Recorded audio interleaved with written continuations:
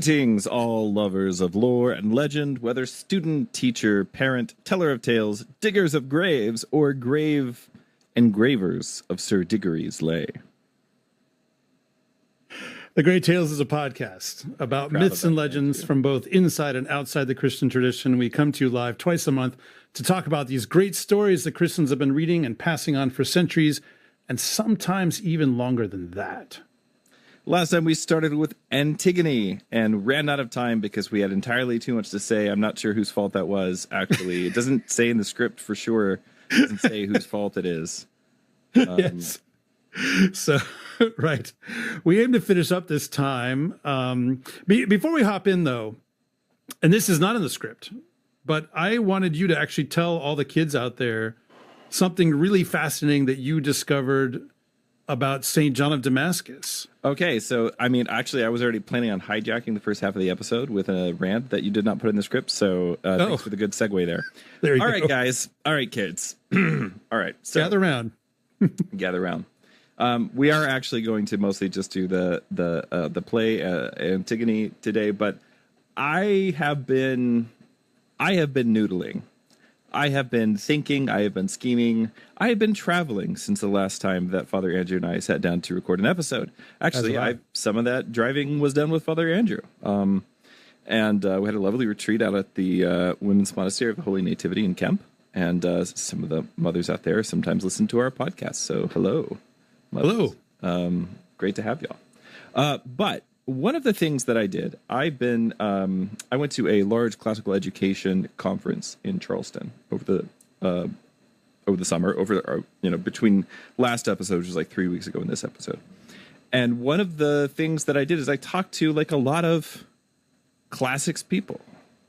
And my question for everybody was basically the same. Is why do you teach classics as though, and talking about Orthodox people here, why do you teach classics as though it is the 19th century British Empire? As though that is that's the peak of the received classical tradition, right? And so basically people do Homer, and then they do Virgil, who I love and who is great. We all love Virgil on this podcast.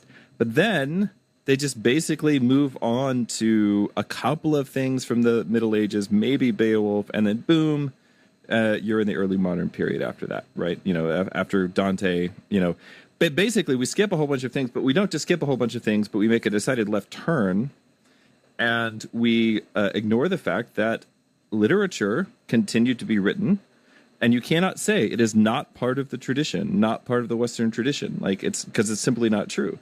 But literature continues to be written in the Eastern Roman Empire, which never has a Middle Ages, because it has a contiguous civilization, a civilization which is the sort of the natural inheritors of Homer and so forth. And so one of my questions is, like, why is nobody teaching any of the great Byzantine epics, of which there are many, and some of which we're going to definitely do on this podcast? Yay. Why is nobody teaching St. Romanos the Melodist, or Sena from the Syrian, or any of the other great Christian poets of the quote-unquote East? And we basically silo those things into, like, theological studies, but we do not read them in the context of being great poetry and great drama in the same tradition that birthed the whole classical world. And so, one of the people I was talking with, a fellow deacon in the OCA, actually, who is also an educator, he said, "Father Deacon, I know the book you need to read." And so he recommended to me, actually, 2 or 3 books, which I'm currently working on. And I'm saving up for a very special episode, kind of like when you're watching a sitcom and they come on ahead of time to tell you, now there's about to be a very special episode. So that means it's going to be not as funny as normal. Yes. Yeah. Well, we're going to do a very special episode about this question of, because we did try to answer it in our very first episode, and we were like, okay, just go back to St. Basil. But I think this has not been maybe enough for some people. And as we have done this show together for, I don't know what this is, episode 15 or 19 now. 19. So almost we're coming up pretty fast on a year. So maybe we'll do it at the 1 year mark, revisiting this question. But one of the things that I want to look at is just how the church fathers are actually reading and even using the. In fact, I think this is a book which I'm going to write. I'm just going to put that out there. The book is I'm going to say the title of the book so somebody else doesn't do it. Okay, so this is it. Date and time, stamp it, everybody. The book is going to be called From Homer to Holy Week. That's the book. I'm going to write that book. It's going to be awesome. I mean, H alliteration is very, very Anglo-Saxon of you. Very strong, very strong. Yeah, From Homer to Holy Week. And then I can follow it up with Beowulf and the Beatitudes. So there you go. But in any case, From Homer to Holy Week, coming, probably no time real soon because I have a very long pile of things to do. But this is a book I want to write. And what I want to do in this book is take a look at the way that the Greek epic and tragic tradition is used within the Christian tradition for especially the great drama of Holy Week, which I argue is actually the great epic of our civilization. I'm not so much interested in Western civilization as I am in Christian civilization, and I believe that Holy Week, the Orthodox, as the Orthodox Church celebrates it, is the great Christian epic. It is the great story of our people, and I think it'd be very hard to argue with that. But in any case, so this little factoid that we discovered about Saint John of Damascus. So Saint John of Damascus is actually one of a number of church fathers, who wrote his own Greek tragedies. What? Now, say that again for all the people in the back. Yes. St. John of Damascus is one of several church fathers who wrote at least 3 that I have found, which qualifies as several, okay? In case anybody out there wants to, who wrote Greek tragedies. That is, who wrote tragedies usually on biblical or church history kind of themes, but using the forms and conventions of the Greek tragic genre, which means a couple of things. First of all, it is okay to do this. Secondly, it means that they read Greek tragedy. Now, St. John of Damascus is one of the greatest poets who has ever lived.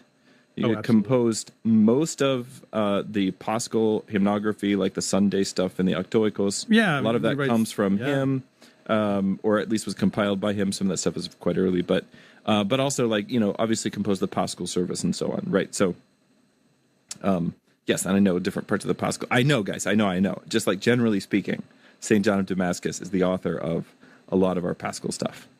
And so one of the greatest poets who ever lived, and I basically think that we should be looking at these things holistically, which I would argue is more orthodox, than siloing them in this way that is basically a result of 19th century, like I said, 19th century British Empire classical education, which had this idea that you could have a good secular education, but theology is kind of for nerds, and so you could silo these things out from each other. Well, and even a different form of siloing that I recently learned. I mean, someone said to me that he thought that reading the classics of Greek literature, all it did was excite the passions. And it's maybe even possible that a saint said that. But I'm going to here you got John, like I said, you've got John of Damascus. He's clearly reading this stuff. He knows it extremely well. Many of the church fathers know these things very, very well. And so, I think that it's pretty clear reading all the church fathers and the way that they approach classical literature, that there's no sense of we've outgrown that or it's bad for you or anything like we have our own Christian stuff now.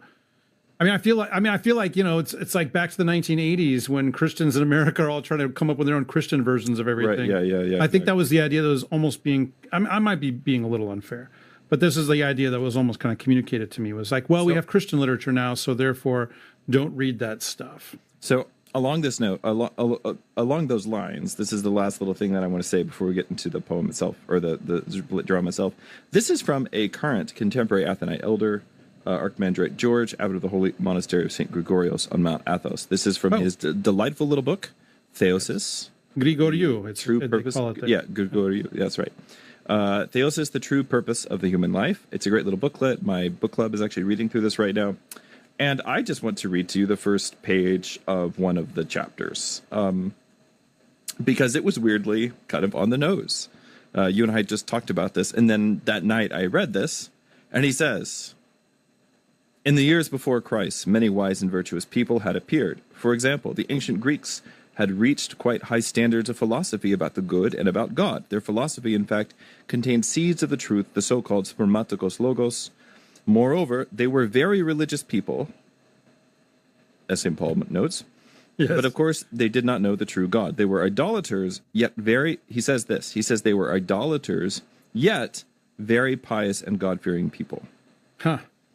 They were not atheists, as certain ill-informed contemporaries of ours represent them, those who do not know enough about these things. For this reason, by attempting to remove its faith in God from the psyche of our devout people, now he's talking about kind of like Greek ethno-nationalism as separated from the life of the Orthodox Church.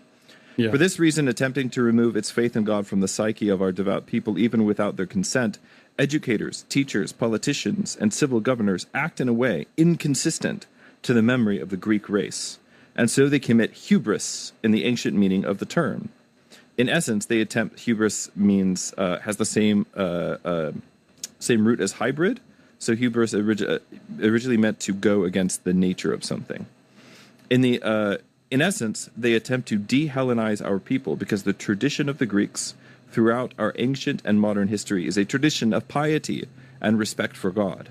All the worldwide cultural contribution of Hellenism was and is based on this piety and this respect for God. And obviously he's talking about something kind of important to Greek society right at this moment.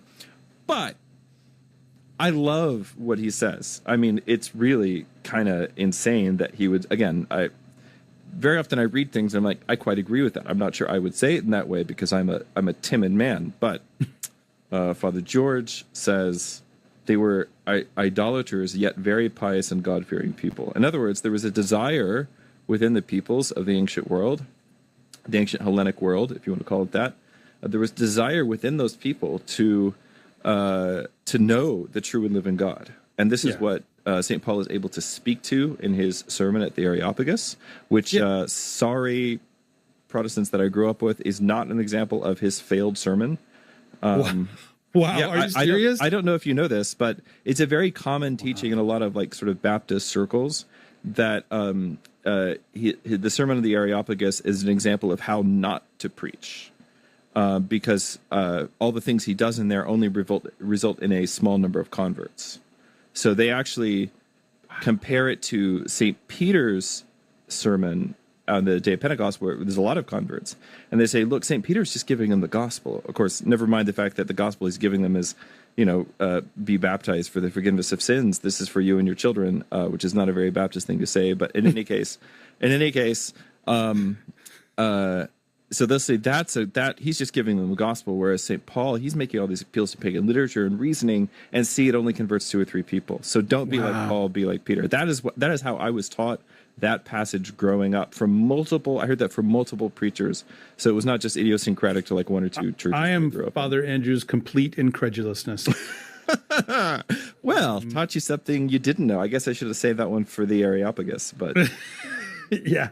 The other thing I'll say, right? I mean, speaking of Athenite tradition, for anyone who's ever been to Mount Athos and been to a number of the monasteries there, one of the things you'll see sometimes in the narthex of some churches, but often in the gatehouse at the monastery. Like I remember seeing this at Vatopedi, actually, which this is one of the largest monasteries on Mount. Yeah, also not like a hotbed of liberalism or something like that. No, not at all. As you'll see icons of the Greek philosophers and not just the philosophers. So I mean, you'll see Plato, you'll see Aristotle, but like I saw Herodotus and and Sophocles, and I mean some of these playwrights and so forth, right? Yeah. I think I've seen icons of Homer. Now they don't have halos on them. They're not being venerated as saints. Right. But putting icons up there is veneration. It's a different kind. It's a different kind of veneration. They're not being venerated as saints. There's no hymns to Homer being sung during Orthodox church services. Right. I'm pretty sure no one's probably kissing those icons, but they're being given a place of honor. I mean, my picture isn't up there. you know. Those services would not be what they are and would not have the beauty and the staying power that they do without Homer and Hesiod and all those guys. Like, I mean, I think it's, you know, the services of our church have this incredible staying power, which other services and other traditions, frankly, do not. Yeah. And I'm not saying that nothing's ever changed, et cetera, but my point is that we hold on to what we have, and it's not just because, you know, like certain people are. I talked to somebody once. Boy, this really is turning into an unhinged right now. I talked to somebody once who basically had this idea that, oh, well, it's certain people in Eastern Europe are just genetically predisposed to be more like passive, and that's why the services haven't changed the way that they have, or things like this. Amazing. I mean, there's some really dumb takes out there. The one last thing I'll say before we actually get into what we said we're going to talk about today, although this is very fascinating to talk about, is that like this idea of like, well, we're past all of that now. We don't need any of that now. Yeah. You know, isn't that why they're in the narthex or at the gatehouse? It's like, well, okay, look. They could just not have them there at all. Right. Right. They could just not have icons of the They could say, let's blot out their memory from the earth, which is... Yeah, the point is not that we're past that now. It's that they occupy a certain place in the hierarchy. Right? They're not at the top. They're not at the top. Right? We're not claiming that reading Homer is at the top of what a Christian... Nobody on this podcast with two Orthodox clergymen is saying... read Homer instead of going to church, or instead of saying or that prayers, it's equal. It's not equal. It's definitely not equal. Lord, it's further down. That. But you can't live on top of the mountain all the time, and sometimes the other parts of the mountain help you get to the top of the mountain. Frankly, because wouldn't you also want to have to be able to give the kind of like culture and education that would produce a Saint Romanos the Melodist? Amen. Right, like as Saint Cosma, like. If you think about, I mean, the thing is that people have to be educated, and you're going to be able to, I mean, this goes back to St. Basil, right? This idea, you're going to be able to read the scriptures better if you know what good poetry is, right? And if you cannot think poetically, then you are in danger of badly misreading many parts of the scriptures, which there are more than, ample examples of. So. Anyway, all that to say, I think this is just a preview of a very special episode, which we'll have to do when we hit our 1 year anniversary. So, all right. So, where were we? We had gotten through talking about the structure of Greek drama, and we are just about to get into Stasimon 1 of Antigone. So so take us. If you don't know where we are, by the way, pause and go listen to the previous episode. Yeah. We're not going to do a lot of recap, but basically, remember that. So the reason I wanted to read this little bit from Father George is because what he's talking about, how they are pious and God-fearing, even though they're worshiping the wrong gods. That is what this play is about.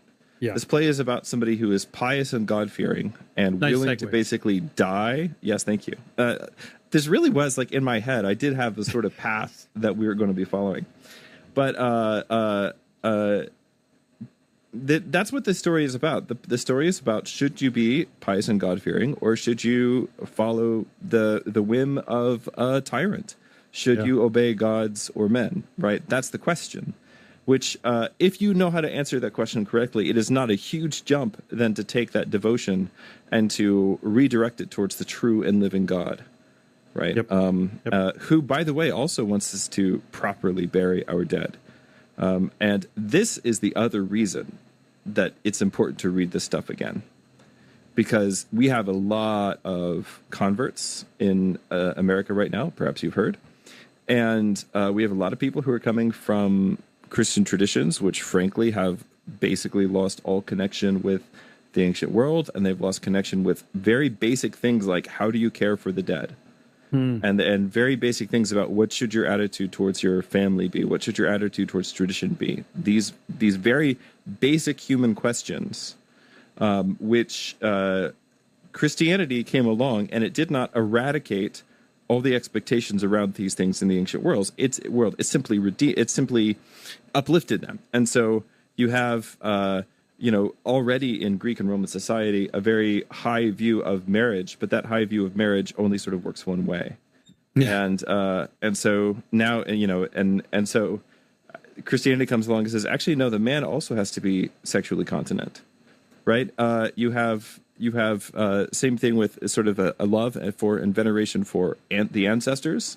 Christianity comes along and says, well, don't worship them, but also understand that you're part of a new family that has ancestors. And those are the pictures you should be putting up over your family altar, right? And these are the names you should give to your children, and so on. And so all of this stuff that seems like the things about orthodoxy that seem the weirdest or like the most out of touch with the modern world, there's a good reason it seems that way.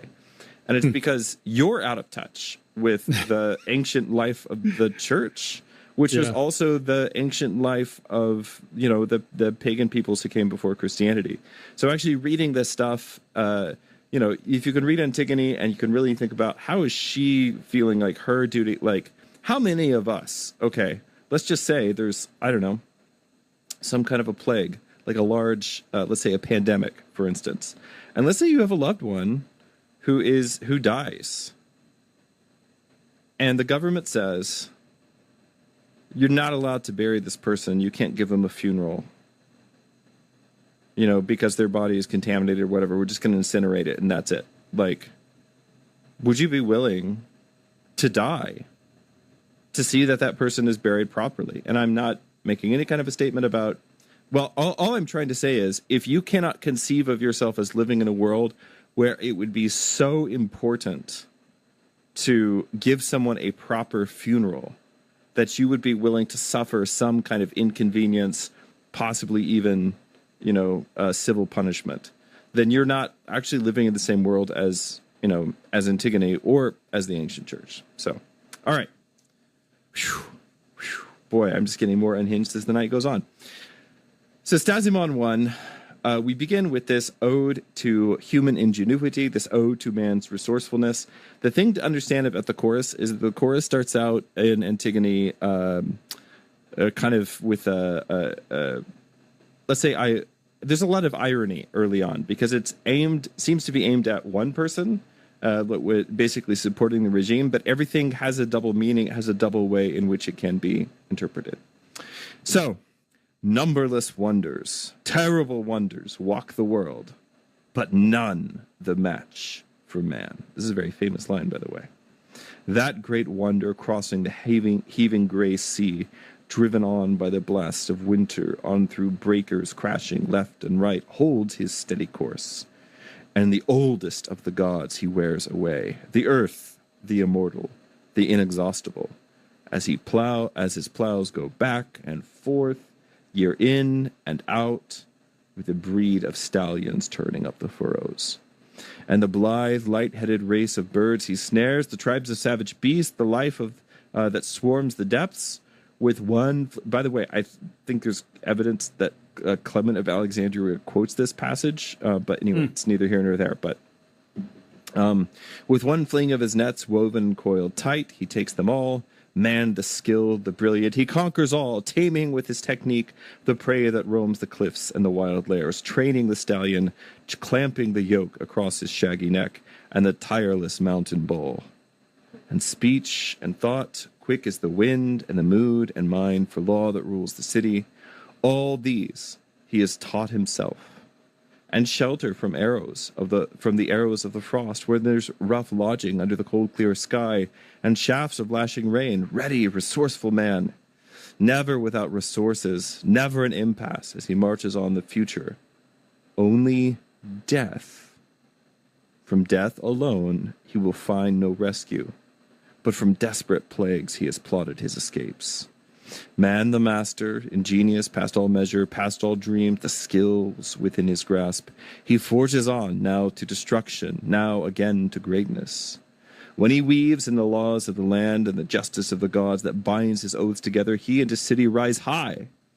But the city casts out that man who weds himself to inhumanity, thanks to reckless daring. Never share my hearth never think my thoughts. Whoever does such things. So there's a lot of really deep irony in this here, because you're supposed to sort of think this is coming right after right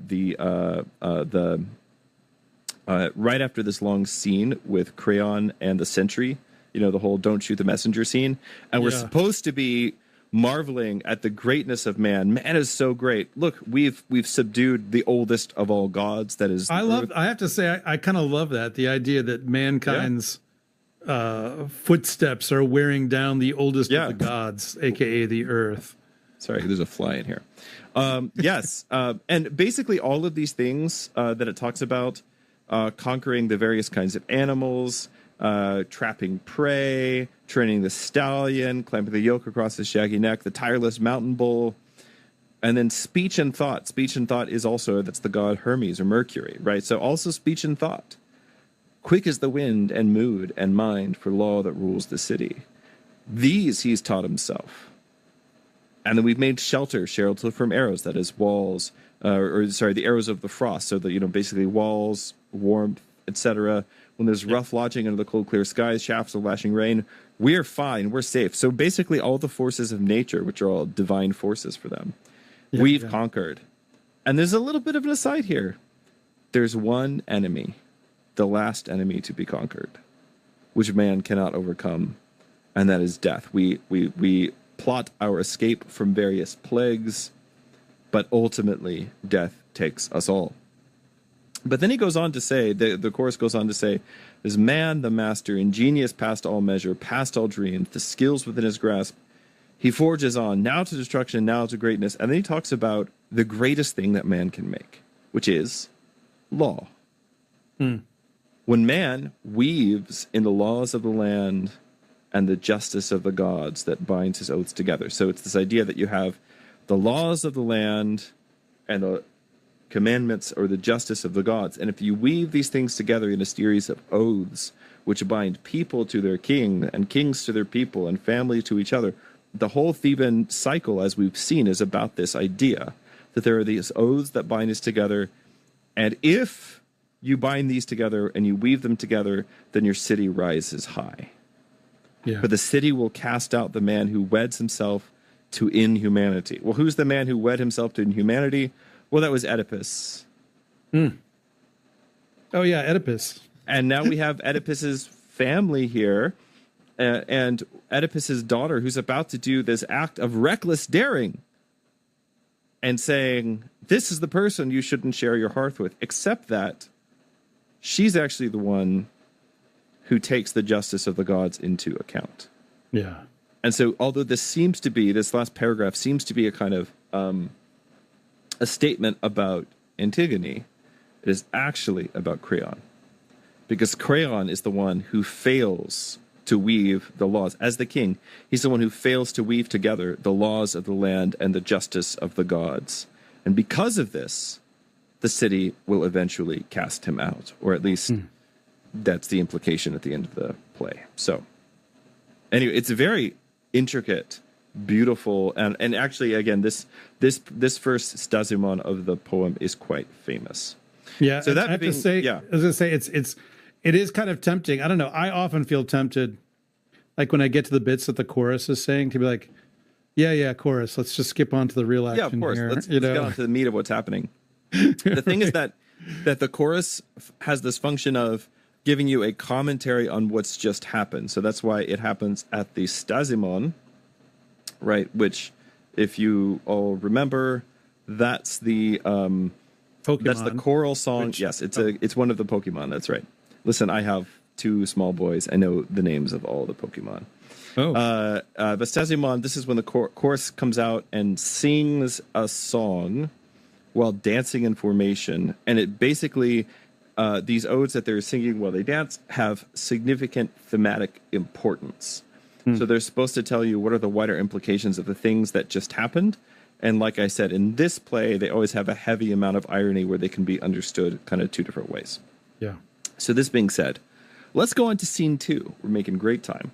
All right. So scene 2, Father. And so we have the capture. The sentry returns leading Antigone. He announces that he caught her giving the dead the last rites. Legas. How dare she? Gasps in ancient Greek. So, do you want to be Creon or Antigone? I'll be Antigone. She's got all the good lines here. Yeah, okay. Yeah, fair enough. All right. You tell me briefly, no long speeches. By the way, we're about to get a long speech. No long speeches. Were you aware a decree had forbidden this? Well aware. How could I avoid it? It was public. And you still had the gall to break this law. Of course I did.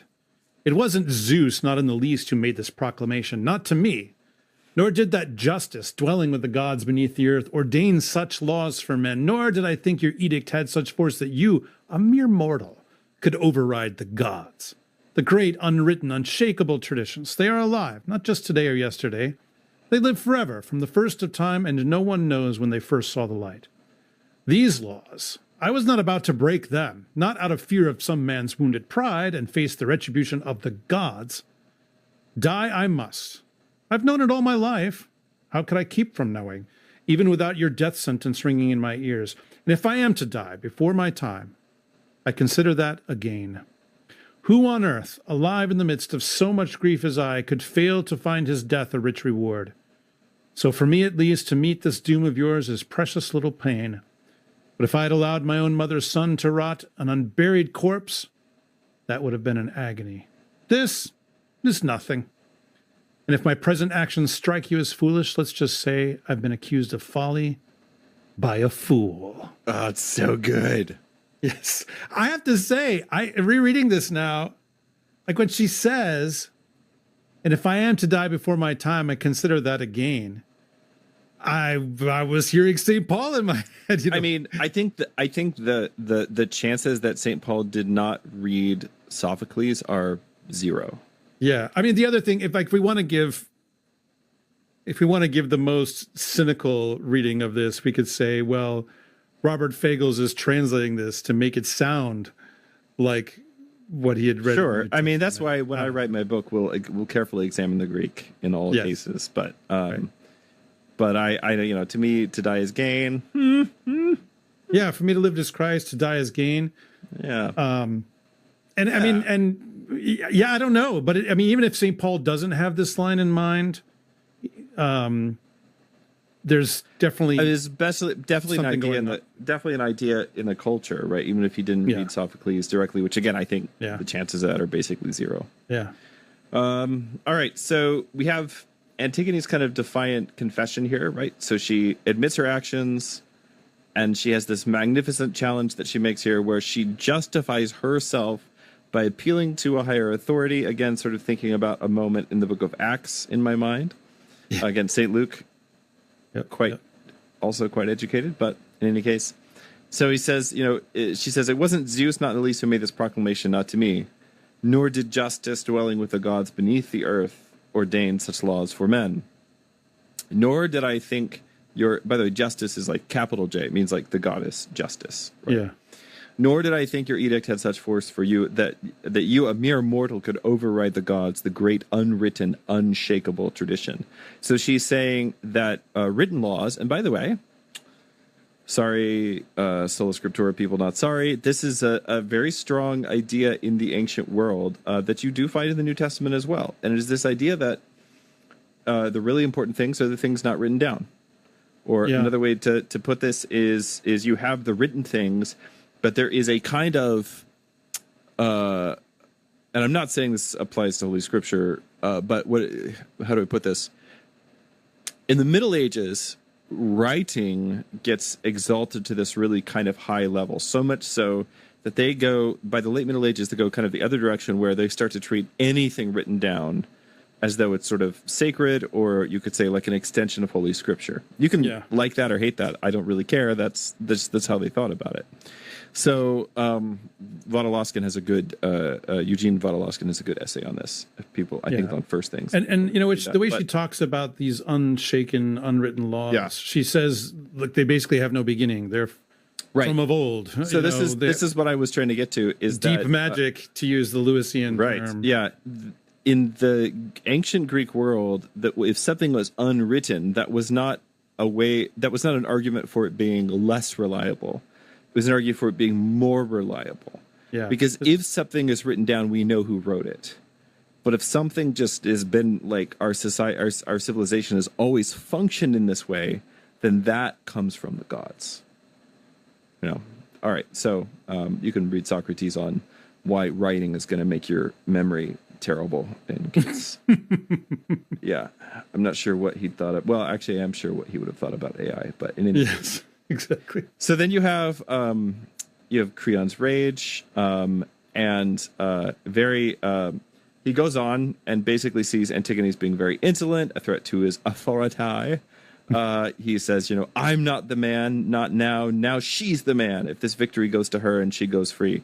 And then later on he says, while I'm alive, no woman is going to lord it over me. Obviously Fagel's idiomatic translation there. But the idea is basically Creon feels personally, not just as a king, but his manhood is personally being challenged because Antigone is standing up to him. And so his language becomes increasingly kind of charged, increasingly savage. And one of the things that we're skipping over a little bit here just for space is Ismene, who did not help. She decided not to help Antigone because she was like, I'm just a weak woman. What could I possibly do? Reminding everyone that this is her sister. Yeah, that's right. Yeah, thank you. Thank sister. you. Yeah. Ismene, early on at the very beginning of the poem, Antigone is like, let's go bury our brother. And Ismene is like, oh, but I'm just a weak woman. She's going to break a nail. She's going to, she's like, I think she's actually afraid for her life. Of course come on. she is. Going to break a nail. I mean, that's a little unfair. Ismene's, you're right. I just really like Antigone after reading this poem like 4 times. Yeah, and of course. And the recording, if you listen to the recording on Audible, it's Haley Atwell doing the role of Antigone, and she just she delivers it with such pathos and so great. It's so great. But yeah, Ismene is basically having kind of a normal reaction, right? The reaction most people would have, which is, well, that's against the law, and they'll probably kill me if I try that. So, I don't, you're right. But what can we do? But now Ismene sees Antigone's kind of head is on the block, so to speak. And now she's attempting to basically be like, oh, it was actually both of us and share in her sister's guilt. Hey, and in some kinder age, her sister would have been like, oh, that's very sweet of you. But now she's like, Antigone's like, listen, you didn't get to do the crime. You don't get to do the time. Don't take my moment from me. She's really kind of snotty towards her sister. Wow. And you could, charitably maybe assume that she's actually using this harsh language because she wants to dissuade her sister from taking on, from being executed. But in any case, she says, my death will be enough. Yeah. And there's a little exchange here between them. So Antigone says, because Ismene is basically saying, so let's do the smart thing here. Yeah. Well, no, this is when Ismene's trying to take the. Oh, yeah, right. Yeah. Yeah. And so Antigone says, your wisdom appealed to one world, mine another. Oh, it's such a good line. Ismene says, go ahead. Look, we're both guilty, both condemned to death. She's still trying to convince Creon that she also courage, live your life. I gave myself to death long ago so that I might serve the dead. I gave myself to death so that I might serve the dead. This really reminds me of something, Father Andrew. I just can't think of what it is. Yeah, I mean, this is one of the cooler lines. I mean, this is a play full of cool lines. Yeah, but this is how can an Orthodox Christian read this and not see this as being a forerunner of Christ? Right? Couldn't he say, I gave myself to death long ago so that I might serve the dead? That he came into this world in order to die so that he might the one go who is free among the dead. Free among the dead. Yeah. Yeah. Man, that's just, that's cool. That's so cool. Good. This is centuries before Jesus is born. Yes. So Creon condemns both sisters, although eventually he's going to spare Ismene's life. And he reveals his intention to kill Antigone. And here we find out a very important detail, which is that Antigone is betrothed to Creon's son Haemon, or Haemon. Not to be confused. Yeah, not to be confused with biblical Haemon. But yeah, not at all to be confused with him. But he reveals his intention basically, like, so he breaks their betrothal. But also in doing this, like we realize there's an extra level to this, because this is not just his. I'm trying to think about the relation now. Would this be his? So he's her niece? uncle. No. Yes. He's her great uncle / uncle. Yeah, / uncle. Gosh. But then if she had married his son, He'd be then he would also be her father-in-law. right. And then, of course, his son is her first cousin once removed and first cousin. Yes. There we go. Yes. Thank you. Yes. All right. If somebody could flowchart that, put it on a T-shirt and bring it to LoserCon, that'd be great. Yeah. Put the Okay, whole Oedipal family on a T-shirt. That would be gross. I think we'd have to snake around to the back. Yeah, it'd be rough. Oh, no, have an inside-out shirt. Like, you reverse it, and it's like the other side of the family. It'd be so cool. All right, yeah, so as we mentioned, there is some Christological language here, anticipating Orthodox Holy Week. And I do think that there is also some way in which this could also refer to her original sacrifice. Remember that she gave herself to take care of her blinded and exiled, and therefore in the ancient world dead, because being exiled from your city and being killed are basically the same thing. Well, I mean, being a caretaker, right? Yeah. A caregiver is essentially, you have to basically give up your life for someone else. So she's saying, I gave myself to the dead long ago so that I might serve the dead. And that does seem to be in some way kind of a reference to the way that she served Oedipus, I think. Yeah. All right. So now we come to Stasimon 2, which is about the curse on the house of Oedipus. Do you want to do this for us, Father Andrew? All right. This is the chorus speaking. You have to dance in place just a little bit. Say that again? You have to dance in place, like maybe clog or something for us. Oh, clogging. Yes. Clogging. It's like it's much like tap dancing, except they have the little clampy clogs on their shoes. It's rather than shuffle shuffle tap tap, it's shuffle shuffle stomp stomp. Mm-hmm. I saw a lot of clogging when I lived in North Carolina. I think clogging is really cool. All right, continue. All right. This is the chorus. Blessed. They are the truly blessed who live who all their lives have never tasted devastation. For others, once the gods have rocked a house to its foundations, the ruin will never cease, cresting on and on from one generation on throughout the race, like a great mounting tide driven on by savage northern gales, surging over the dead black depths, roiling up from the bottom dark heaves of sand and the headlands, taking the storm's onslaught full force, roar and the low moaning echoes on, and now, as in ancient times, I see the sorrows of the house, the living heirs of the old ancestral kings piling on the sorrows of the dead, and one generation cannot free the next. Some god will bring them crashing down. The race finds no release. And now the light, the hope, springing up from the late last root in the house of Oedipus. That hope's cut down in turn by the long, bloody knife swung by the gods of death, by a senseless word, by fury at the heart. Zeus. Yours is the power, Zeus. What man on earth can override it? Who can hold it back? Power that neither sleep, the all-ensnaring, no, nor the tireless months of heaven can ever overmaster. Young through all time, mighty Lord of power, you hold fast the dazzling crystal mansions of Olympus. And throughout the future, late and soon as through the past, your law prevails. No towering form of greatness enters into the lives of mortals, free and clear of ruin. True, our dreams, our high hopes, voyaging far and wide, bring sheer delight to many others delusion, blithe, mindless lusts, and the fraud steals on one slowly, unaware, till he trips and puts his foot into the fire. He was a wise old man who coined the famous saying, sooner or later foul is fair, fair is foul to the man the gods will ruin. He goes his way for a moment only, free, of blinding ruin. It's tough. Foul is fair, fair is foul. I mean, this is so this is the earliest attested form of that line. Of the famous Greek proverbs, "Whom the gods would destroy, they first make mad."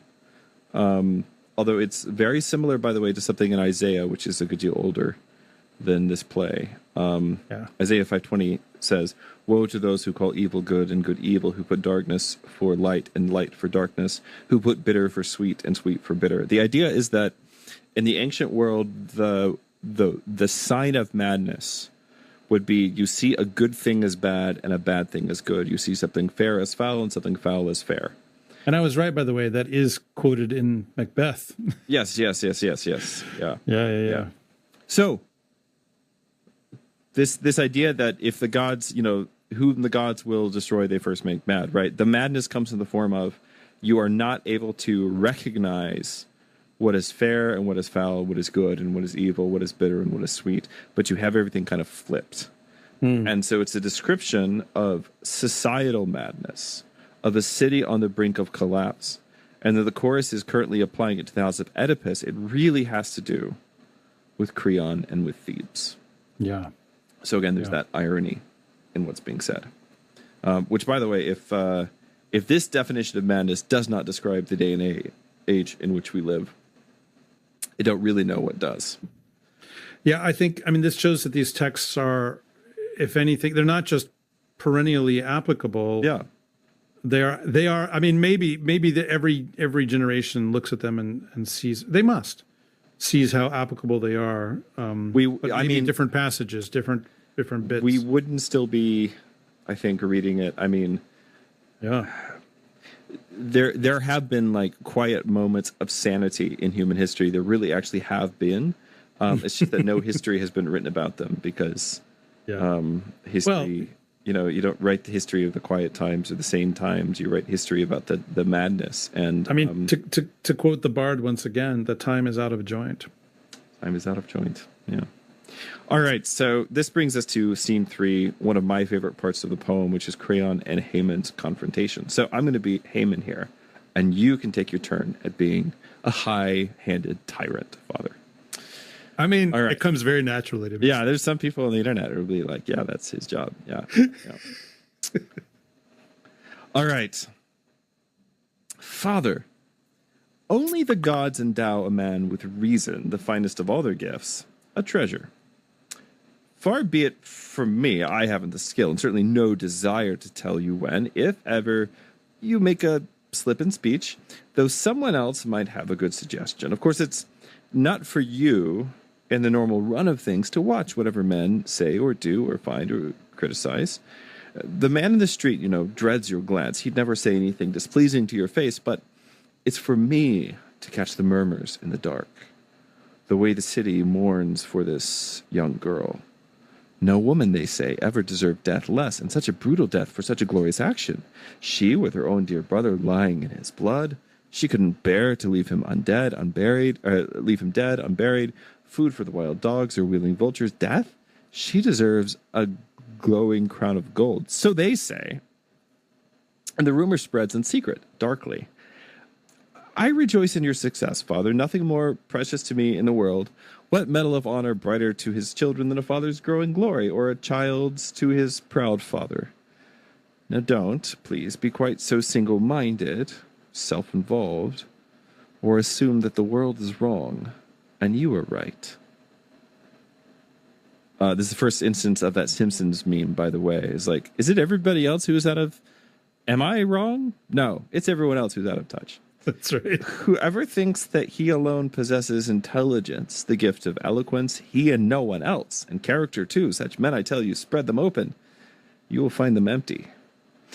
No, it's no disgrace for a man, even a wise man, to learn many things and not to be too rigid.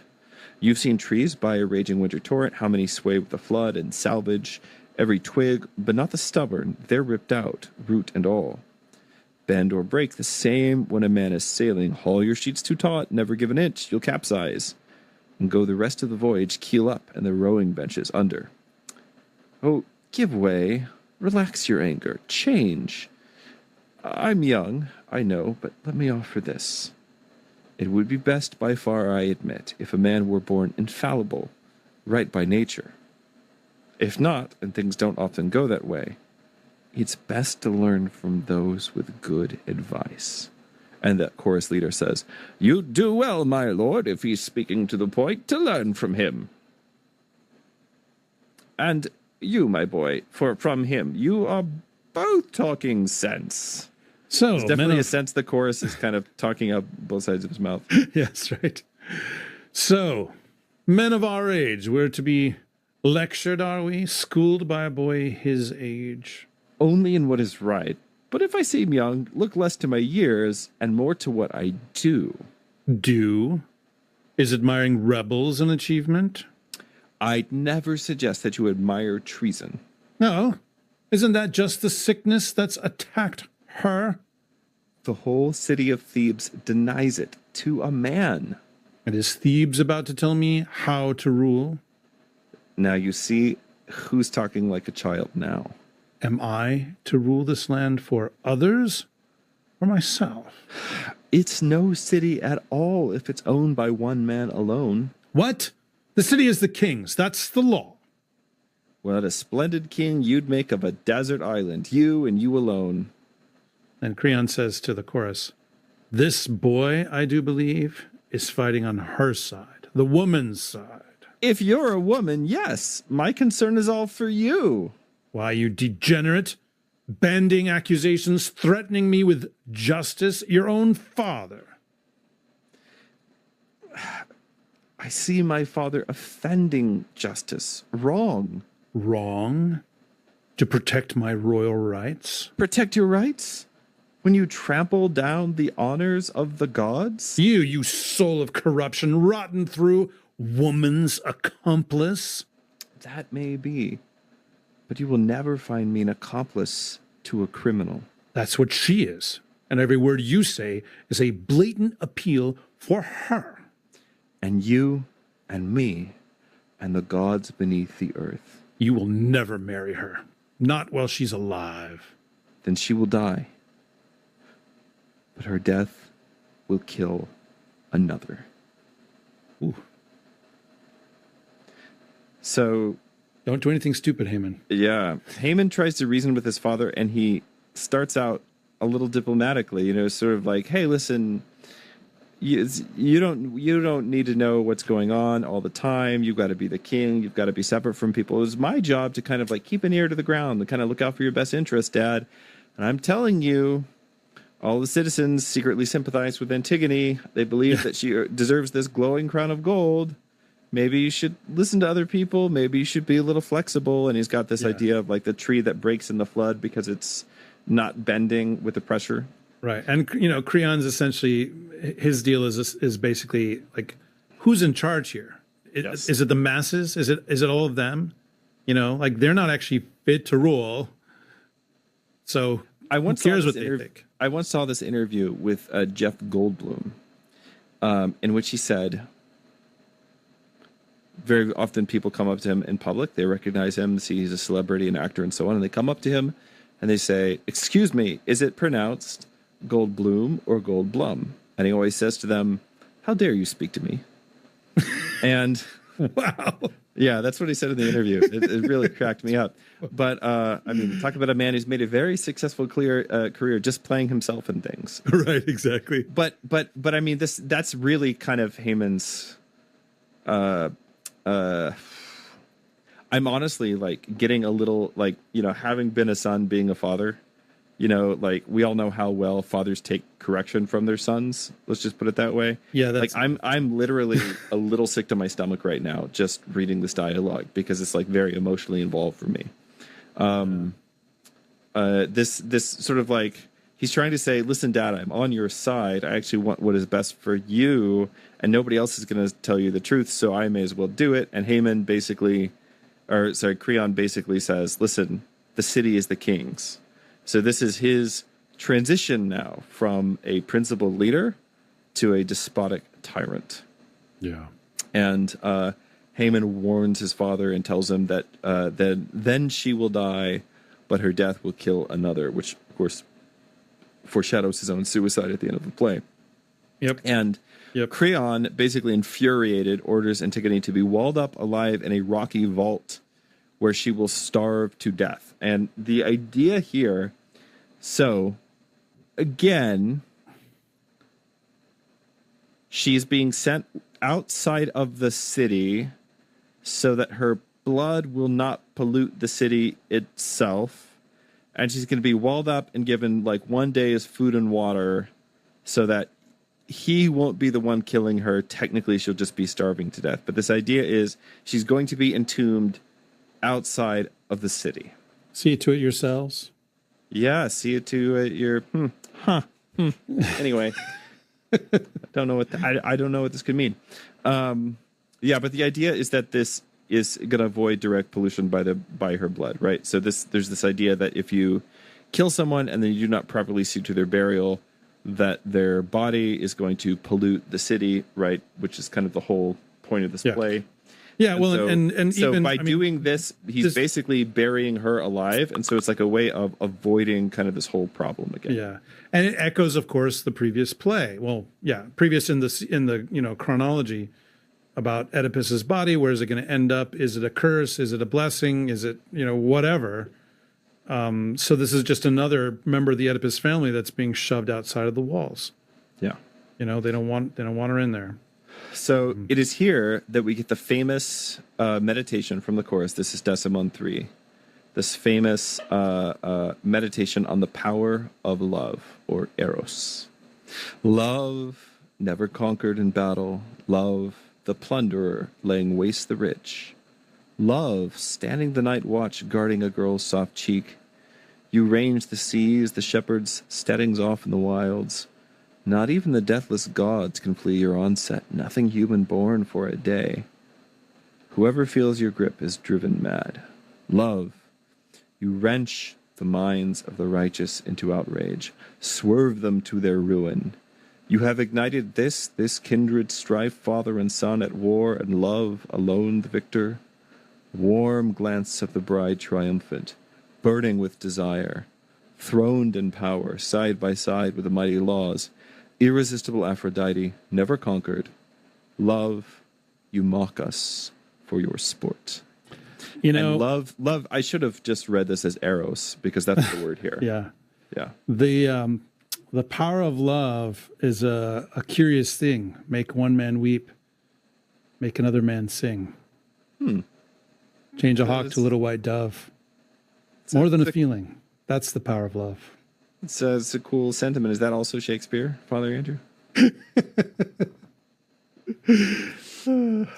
Yeah, so the chorus here sings this hymn to Eros, and this is not the first place, but it's one of the early places we see this theme that will eventually become one of the dominant literary themes of the Middle Ages. And in fact, C.S. Lewis has a book about it back here somewhere on this shelf, which you can now see has books on it. It's not fully unpacked. But there are enough books now for you to see that I'm a smart person with opinions you should listen to, which is the whole point of this, right?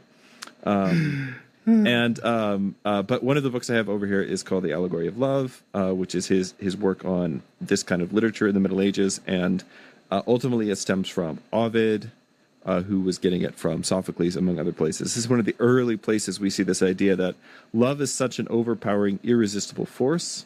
In this case, it's really eros. But eros, don't think that eros only ever means carnal desire, because first of all, even in the Christian tradition, that is not how it is used.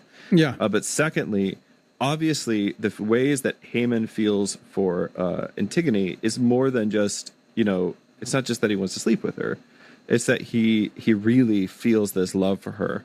And this love for her is enough for him to actually... again, remember that each of the Stasimon up to this point have been kind of ironic. They have a double meaning. So the idea is, he's gone mad with the power of love, and so that's turned him against his father. But then also, in the larger context of the play, we're meant to understand that actually love has made him sane. And it says, throned in power side by side with mighty laws. That's irresistible Aphrodite, never conquered. Eros, you mock us for your sport. Right, so this idea that Eros is throned, or Aphrodite is enthroned in power side by side with the mighty laws, that is the laws of the universe, the laws of the gods. So actually, if you follow love, that is also going to lead you to kind of like following these laws by which the universe is governed. And this eventually in the Middle Ages becomes this idea that the universe is held together by the love of God. Even St. Dionysius the Areopagite has this idea when he talks about God through Eros drawing the world out of unbeing, that it is love for God which brought the world into existence, and God's love for the world. And so it's this kind of an idea. So this idea is actually love has made him mad, but actually love has made him sane. Because remember, the definition of madness is to love a bad thing and hate a good thing. That's how the poem itself has defined madness for us. Yeah. So here, if love has flipped it around so that he's loving what's good and he's loving the laws and he's loving the person who is lovely in the story, which is Antigone, then actually Haemon is sane. Yeah, I mean, I think probably a good way of understanding Eros in this case is longing, not just carnal longing, like you said, but a kind of longing. And as you said, this word is used in the Christian tradition. I mean, there's some of the church fathers that talk about Eros for God. Right. And clearly that doesn't refer to any kind of fleshly desire. But I think what it does is it sort of underlines, I think the best way to understand this maybe is with the theology of the passions, that yes, it is true that there are some of our tradition talks about the passions in terms of like just trying to cut them off and make them go away and so forth. But also the passions are described, well, this is metaphor that I'm using, but I don't know, maybe some of the fathers uses as essentially like a horse, that can either be tamed or untamed. Yeah. And so the passions rightly directed do the right thing. So, for instance, the example that always comes to my mind is some of the fathers talk about the incensive power or the burning power of the human. And, we tend to, in our sinfulness, we turn that against other people. We burn them with our anger. But we're supposed to be using it against our sins. We're supposed to be using it to repent. We're supposed to be using it to burn away the chaff, in our lives. And so longing for God is the appropriate eros. But if you turn that eros towards created things, then you have a problem. And that metaphor of the horse, by the way, that is in the fathers, but they got it from Plato. So, well, there you go. Once again, proving the point of this whole podcast. Anyway, but yeah, I mean, a good example of the way that eros makes us sane, right? You could see it in the Song of Songs, which is the great love song of the scriptures. And, if you read the fathers, they'll say that the Song of Songs is really it's really for mature Christians. It's for the mature man. It's for the man who has actually conquered his passions so that he doesn't just read it on the surface level where it's just about passionate human love. There's nothing wrong with passionate human love. But the higher meaning, right, is about the love of the soul, the desire of the soul for God. And the church has specifically always read the Song of Songs as being about, I just mentioned this since we're in the Dormition fast, but as being about the Theotokos and about her being the one, the one whom God desires and the one whose soul most perfectly desires him, right, is the model for us when it comes to a purified eros. A totally purified longing and desire for God. Yeah, dispassionate passions. Yeah, exactly. Yeah. So anyway, this idea that that love actually, makes you do the craziest things, but also love makes you sane. So makes one man weep, makes another man sing, as you mentioned, as you say. So Antigone, we come now to a very important part of the poem, which is Antigone's lament and final words. So this part in the tragedy genre is what is called a komos. This is a lyric dialogue, which is sung in a very special way for emphasis by the actress. Now here's what Fagel says. The first half of the scene, which follows the choral ode, is a lyric dialogue known as a komos. Actor and chorus sing in responsion. At first, the chorus addresses Antigone in a march-type rhythm, that is in anapaests, that was probably chanted rather than sung. She replies in song in fully lyric meters. At line 943, as emotion rises to a high pitch, the chorus too breaks into full song. Creon's harsh intervention is couched in iambic spoken verse, and Antigone uses the same medium for her farewell speech, but the scene ends in a chanted rhythm of marching Oedipus as Antigone is led off to her tomb. So there are actually several different kinds of poetic meter that are used here, and they're chanted and sung in different ways, and that's actually doing a ton of the work. Remember that, there's no like method actors, back then. It's not like you had like Daniel Day-Lewis coming to the Dionysia to like do your, to do a drama or whatever. And so nowadays, like we basically kind of rely on the actor in drama to like carry a scene or to carry something, even with like interpretations. Even when they redo these things, they get like Benedict Cumberbatch, or whoever. Somehow that is his real name, by the way.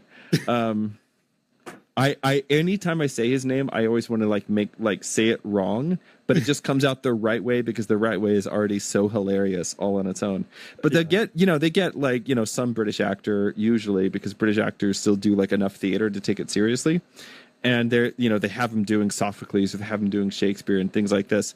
And what we're looking for is just like that great performance from that great actor. Yeah. Remember, people are chosen by lottery basically at this thing. When this is originally written. So what you have then is instead a culture where everybody's steeped in the same sort of musical and chant tradition. Again, you think of maybe some close analogs for you Orthodox people out there. Think about Holy Friday and Holy Saturday. And like when you come to, I don't know what you guys do in your tradition, okay, but in our tradition, when we come to like Son of Man, Can These Bones Live? Like that's a really special reading. And there's one guy in the church who does it really well. So he's the one that does it. And it's like this really, but there are different things like that. And like when we come to the Song of the Sea is not read on Holy Saturday. We sing the Song of the Sea because that's the moment also like right after that is when all the colors change and all. So like you sing certain things for emphasis and you sing them a certain way for emphasis. And this is part of the Greek dramatic tradition, which is also carried forward, especially into our Holy Week services. Yeah. So, and by the way, in case anybody doesn't happen to know what an anapest is, for those of you who are not super into prosody, it is two unstressed syllables followed by a stressed one. So da-da-da, da-da-da, da-da-da. Yeah, it's a very marking. Da-da-da. Yeah. Yeah. Da-da-da, da-da-da, da-da-da, right? Yeah. Yes. All right. So, do you want to be Chorus or Antigone for the? I'm gonna, since you've given me the choice, I'll be Antigone for this. Well, it's sort of your right as the elder here. So, all right. So, Antigone's brought from the palace under guard, and now the moment happens in a play where the chorus starts to turn. Up till now, the chorus has just been there to kind of like, parrot the official talking points of the regime. But now, the chorus says, "But now even I would rebel against the king. I would break all bounds when I see this. I fill with tears. I cannot hold them back, not anymore. I see Antigone make her way to the bridal vault where all are laid to rest." Look at me, men of my fatherland, setting out on the last road, looking into the last light of day, the last I will ever see. The god of death, who puts us all to bed, takes me down to the banks of Acheron alive. Denied my part in the wedding songs, no wedding song in the dusk has crowned my marriage. I go to wed the Lord of the Dark Waters. Killer title for a fantasy trilogy, by the way. The Lord of the Dark Waters. Not crowned with glory or with a dirge, you leave for the deep pit of the dead. No withering illness laid you low, no strokes of the sword, law to yourself alone. No mortal like you ever. You go down to the halls of death, alive and breathing. O tomb, my bridal bed. My house, my prison cut in the hollow rock, my everlasting watch. I'll soon be there, soon embrace my own. The great growing family of our dead Persephone has received among her ghosts. I, the last of them all, the most reviled by far, go down before my destined times run out. But still I go, cherishing one good hope. My arrival may be dear to father, dear to you, my mother, dear to you, my loving brother, Eteocles. When you died, I washed you with my hands. I dressed you all. I poured the sacred cups across your tombs. But now, Polynices, because I laid your body out as well, this is my reward. Nevertheless, I honored you. The decent will admit it. Well and wisely, too. Never, I tell you, if I had been the mother of children, or if my husband died exposed and rotting, I'd never have taken this ordeal upon myself, never defied our people's will. What law, you ask, do I satisfy with what I say? A husband dead? There might have been another. A child by another too, if I had lost the first, but mother and father both lost in the halls of death. No brother could ever spring to light again.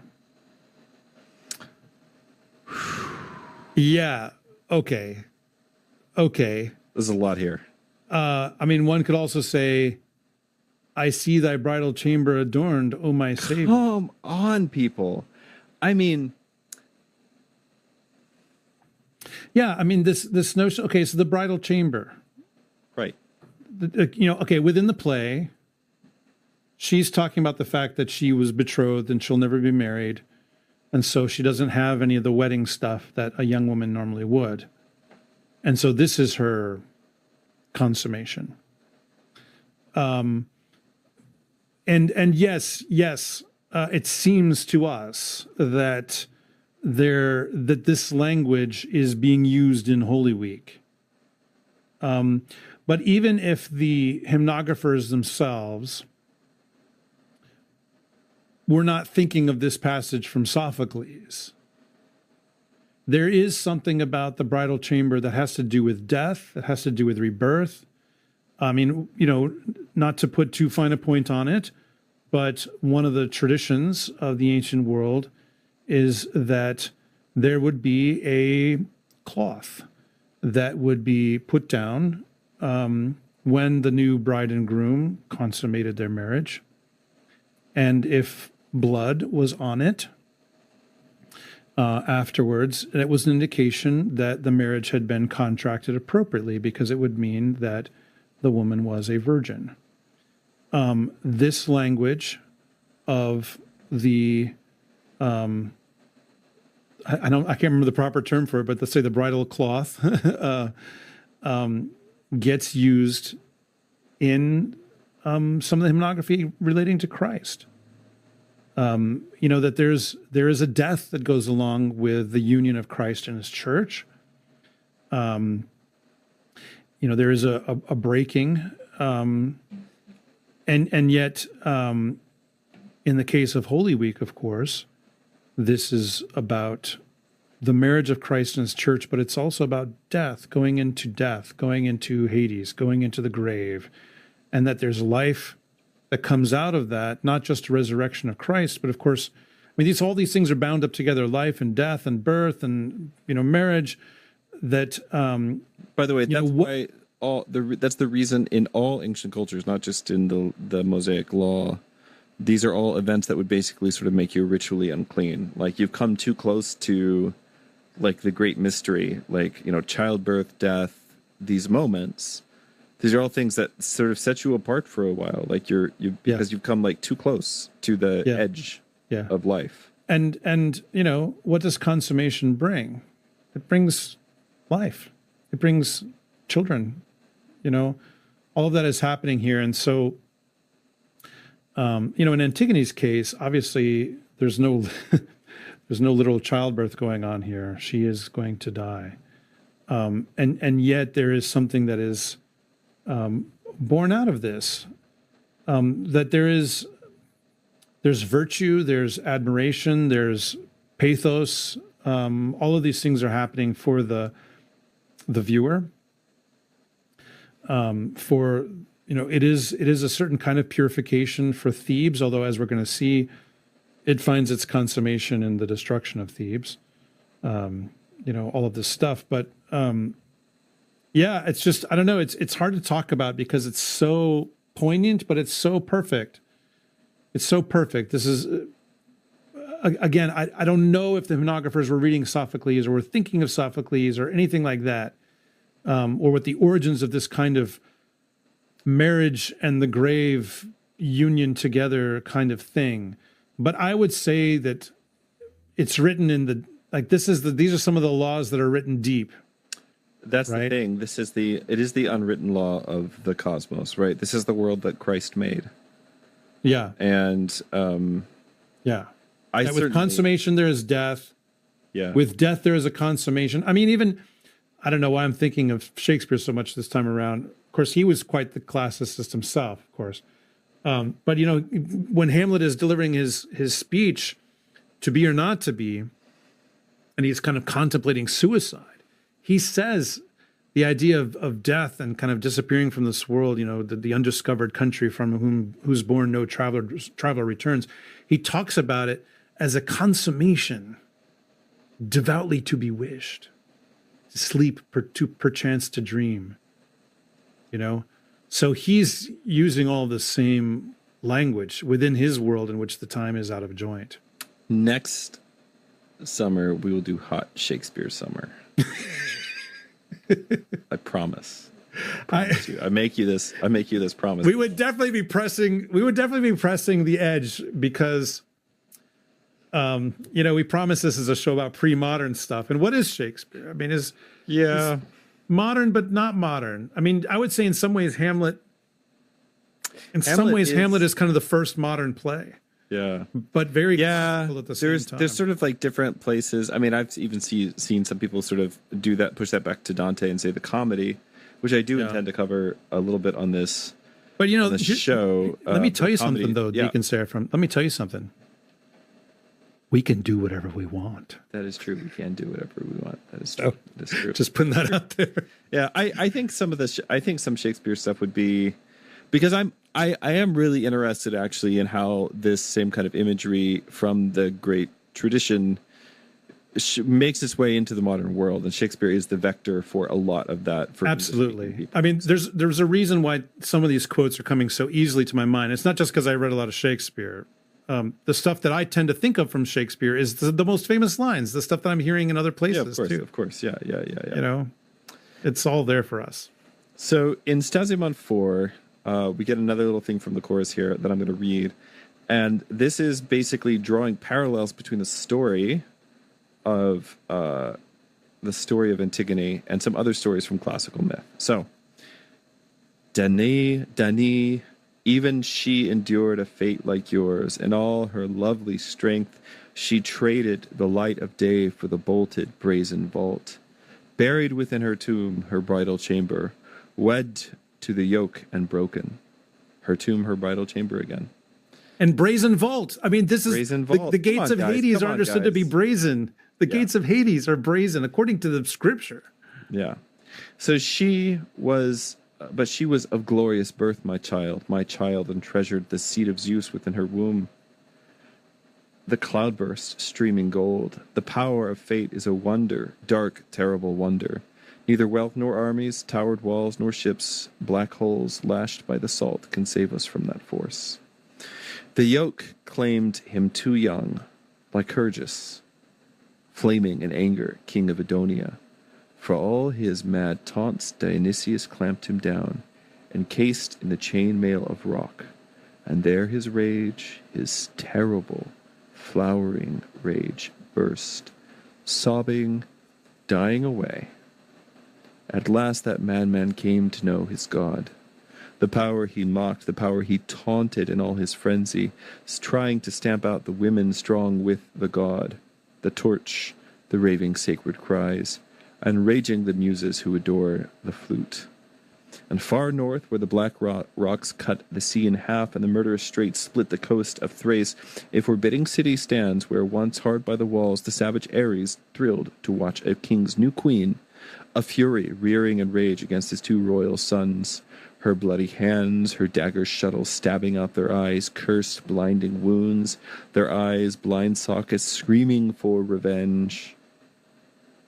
They wailed in agony, cries echoing, cries, the princes doomed at birth, and their mother doomed to chains, walled up in a tomb of stone. But she traced her own birth back to a proud Athenian line, and the high gods, and off in caverns half the world away, born of the wild north wind, she sprang on her father's gates, racing stallions at the leaping cliffs, child of the heavens. But even on her, the fates, the gray everlasting fates, rode hard. My child, my child. So, yeah. We get examples here of 3 stories from classical mythology. The first one being the story of Danae, who was imprisoned by her father to prevent prophecy, even though she was like sort of one of Zeus's consorts. Lycurgus, who was imprisoned for defying Dionysius, and then everything else that happened with his family. Right, so the idea is that each of the people that he is telling a story about here is somebody who has divine ancestry. They're descended from the gods. They have these incredible pedigrees, but the fates eventually brought them down. Why? Well, very often because they were, especially in the case of Lycurgus, defying divine will, defying the will of the gods. So I think about how this imagery is subverted by the tale of the 7 sleepers of Ephesus. Ooh, we just celebrated this. Yeah, which is the Orthodox Church's own Rip Van Winkle story. It is, and it's incredibly well attested in the ancient world in non-Christian sources. Yes, isn't it in the Quran? Or it's definitely in the Quran. Yeah, it's crazy, including the dog. Yes, and your little dog too. But sorry, that's the Wizard of Oz recitation of the Quran. But so yeah, the 7 sleepers of Ephesus, right? They get walled in. They're escaping persecution. They get walled into this cave, and then fall asleep, and then come out hundreds of years later, and they're regarded as martyrs. Actually, they're numbered among the martyrs. And which is interesting because it's not that anyone goes and kills them, but I think, and they're regarded as them coming back out is proof of the resurrection, right? Because there's this debate about the resurrection that's happening when they come back out, I think centuries later, whatever it is, which strongly suggests that's what's going on there in the cave is that they die. They go to sleep and they die. Of course, where is the border between sleep and death exactly? It's not super clear in mythological kinds of stories. These things go together. But yeah, the 7 sleepers of Ephesus, it's a great story. And of course, it's a great icon. It's one of the few icons that includes a dog. And a lot of people really love the dog as well. So, yeah. But it subverts this because they come back to life. There's not this sense of utter doom. And of course, they will rise again on the last day as well, like a true resurrection rather than like a sort of resuscitation, which is essentially what happens to them kind of temporarily. Because true resurrection is not just coming back to life. True resurrection in the Christian sense is also being exalted to be, in the words of Christ, equal to the angels. So it's a life higher than the one we have now. It's not just, hey, he's back. Right. It's higher. It's higher. So yeah, but it does. It subverts this. It's this entombment, living entombment, but they come back, Yeah, so scene number 5 brings back everybody's favorite character. Yes. The blind prophet, Tiresias. Although who's really into the blood. Remember, this is the first one that was actually written, the first play that was actually written. So this is the first time he's actually appeared on the stage, as it were. Yeah. Yeah, so basically he's been doing the prophet things, and things are not looking good for our boy Creon here. So as I sat on the ancient seat of augury, as one. Oh wait, no, you read this because I just read the last thing. Okay, all right. As I sat on the ancient seat of augury in the sanctuary where every bird I know will hover at my hands, suddenly I heard it, a strange voice in the wing beats, unintelligible, barbaric, a mad scream, talons flashing, ripping, they were killing each other. That much I knew, the murderous fury whirring in those wings made that much clear. I don't know how you do augury if you're blind, by the way, but it's a bad sign. Doesn't matter. Super bad sign when they all start killing each other. Yes. I was afraid. Do you remember a few years ago when the Vatican, they like released those two peace doves and like a crow or something immediately come and killed them both? And I got in this conversation right in front of the Pope. Right in front of the Pope. And everybody was like, oh, that seems like a bad omen. And then a bunch of things promptly happened, right? And I was talking to somebody on Twitter the other day, kind of arguing with them a little bit about astrology, which is what I'm doing my big LoserCon talk on for people who want to come and hear me say some weird stuff. But at some point, the person I was talking to, it was a nice person. We had a good conversation. It wasn't like a heated argument or anything. But he basically said, he's like, I don't believe the stars and planets ever mean anything. But the flights of birds definitely do sometimes predict the future. I was like, whoa. So like you're against astrology, but you're pro augury. This is literally the first time I've ever run into that particular combination of things. I was like, I don't really have a response for that because anyway, all right. So yes. Tiresias goes on to say, after all of that bird violence, ornithopter. Bird on bird violence. That's right. He goes on to say, I was afraid. I turned quickly, tested the burnt sacrifice, ignited the altar at all points, but no fire. The god in the fire never blazed. Not from those offerings. Over the embers slid a heavy ooze from the long thigh bones, smoking, sputtering out, and the bladder puffed and burst. This is gross. Spraying gall into the air. You're always supposed to poke a few holes in the bladder with a fork before you put it on the altar. Like everybody knows this. Just like, yeah. Spraying gall into the air. And the fat wrapping the bones slithered off and left them glistening white. No fire. The rites failed that might have blazed the future with a sign. So I learned from the boy here. He is my guide, as I am guide to others. And it is you, your high resolve, that sets this plague on Thebes. The public altars and sacred hearths are fouled, one and all, by the birds and dogs with carrion torn from the corpse, the doomstruck son of Oedipus. And so the gods are deaf to our prayers. They spurn the offerings in our hands, the flame of holy flesh. No birds cry out an omen clear and true. They're gorged with the murdered victim's blood and fat. Take these things to heart, my son, I warn you. All men make mistakes, it is only human, but once the wrong is done, a man can turn his back on folly, misfortune too, if he tries to make amends, however low he's fallen, and stops his bull-necked ways. Stubbornness brands you for stupidity. Pride is a crime. No, yield to the dead. Never stab the fighter when he's down. Where's the glory? Killing the dead twice over. Yeah, so I love Tiresias. I think he might be my favorite character. Yeah, definitely like he's just like off screen, like cooking bladders and stuff, and then he shows up with things to say. And he's got gall all over him. So listen, most people of you, most of you, because you're good Christians, have never practiced haruspicy. Yes, and don't. Nor should you. Please do not do that.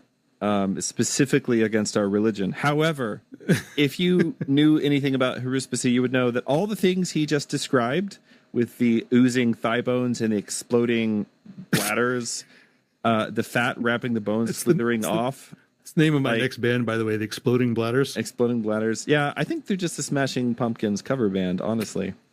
But anyway, So all of the stuff he's describing is like bad stuff. Like this is not supposed to happen when you're offering sacrifices. And it is a way for the gods to show that they are displeased and unwilling to accept the sacrifice. And so he comes and he warns them all, says, birds of omen are fighting, sacrifices are failing, the gods are unhappy with us. And he explicitly says that you're going to pay for your actions with one born of your own loins, your own flesh and blood, a corpse for corpses given in return. And Creon is, like all people who are warned about anything by Tiresias, immediately says, you're part of some conspiracy. You're mad for money. You're just trying to undermine me, et cetera, et cetera. Yeah, the blind guy's in on it too, which happens literally every time he comes on stage. But the chorus leader, who remember represents like the elders of the city of Thebes, urges Creon to listen, and he notes that Tiresias has never lied to Thebes. And so shaken, Creon finally yields, and he declares, it's a dreadful thing to yield, but resist now, lay my pride bare to the blows of ruin, that's dreadful too. And so he decides he's going to bury Polynices and free Antigone, and everything is going to be fine. I have to say, I think one of the good things about reading ancient Greek literature and how prophets are presented is it gives you perspective on the way that prophets function in the scriptures. Right? I mean, think about this. Just like replace Tiresias, say, with Elijah. Yeah, I mean, he's like Ezekiel, famously well-loved prophet. Ezekiel. Right, Jeremiah. Like, I mean, it's kind of the same thing, most of the way. Prophets are not well liked. They're not comfortable. They live apart from everybody else. They don't have a lot of YouTube subscribers. Yeah, right. Or exactly. like a bunch of followers on Instagram or like whatever. It's funny to me how there are people in our day who like to style themselves as prophets and prophetesses. Oh, yeah. I mean, in some like more sort of charismatic groups, right? That's like like a title people give themselves. Yeah, absolutely. And I mean, that's just crazy. Yeah. That's just crazy. It's not, yes, God chooses some people to be prophets. Absolutely. Yes. But there's no like and subscribe. Nope. That goes along with that. Nope. It's dislike and listen, unsubscribe. I'm going to tell you at the end of this episode, please to like and subscribe to our channel. We're not prophets. We can keep doing this.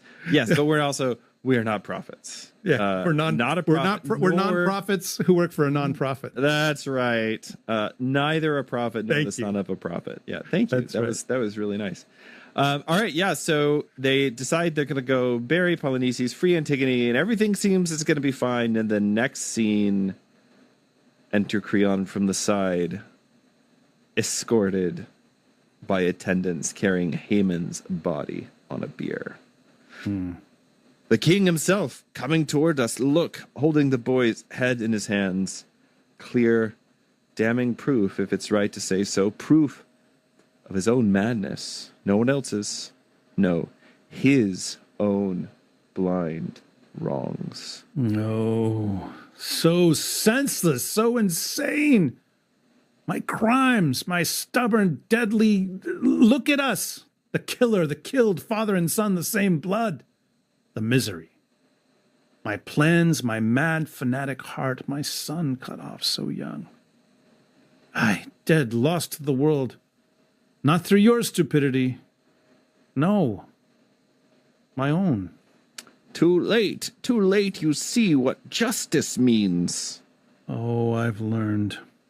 Through blood and tears. Then it was when the god came down and struck me, a great weight shattering, driving me down that wild, savage path, ruining, trampling down my joy. Oh, the agony, the heartbreaking agonies of our lives. Enter messenger from the palace. Master, what a hoard of grief you have, and you'll have more. The grief that lies to hand you've brought yourself. And now he points at Haemon's body. The rest in the house you'll see all too soon. But now, what's worse than this? The queen is dead. The mother of this dead boy. Mother to the end. Poor thing. Her wounds are fresh. Oh, no harbor of death so chokes, so hard to cleanse. Why me? Why are you killing me? Herald of pain, more words, more grief. I died once, you kill me again and again. What's the report, boy? Some news for me. My wife dead? Oh, dear God. Slaughter heaped on slaughter. The doors open. The body of Eurydice is brought out on her bier. See for yourself. Now they bring her body from the palace. Oh no, another. A second loss to break the heart. What next? What fate still waits for me?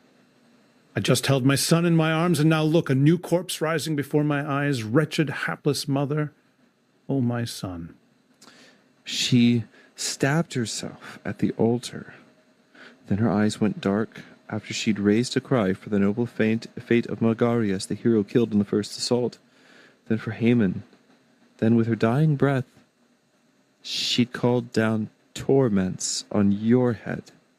You killed her sons. Oh, the dread. I shudder with dread. Why not kill me too? Run me through with a good sharp sword. Oh God, the misery, anguish. I'm turning with it, going under. Yes, and the dead, the woman lying there, piles the guilt of all their deaths on you. How did she end her life? What bloody stroke? She drove home to the heart with her own hand. Once she learned her son was dead, that agony. And the guilt is all mine. Can never be fixed on another man. No escape from me. I killed you. God help me, I admit it all. Take me away, quickly, out of sight. I don't even exist. I'm no one. Nothing. Good advice, if there's any good in suffering. Quickest is best when troubles block the way. Kneeling in prayer, come, let it come. That best of fates for me that brings the final day. Best fate of all. Oh, quickly now, so I never have to see another sunrise. That will come when it comes. We must deal with all that lies before us. The future rests with the ones who tend the future. That prayer. I poured my heart into that prayer. No more prayers now. For mortal men, there is no escape from the doom we must endure. So, this is the moment that makes the story a tragedy. You thought everything else was tragic up to this point, but off-screen, Haemon has committed suicide. A messenger arrives to report the unfolding tragedy. Antigone has hanged herself in her tomb. Haemon, finding her, curses his father. He commits suicide.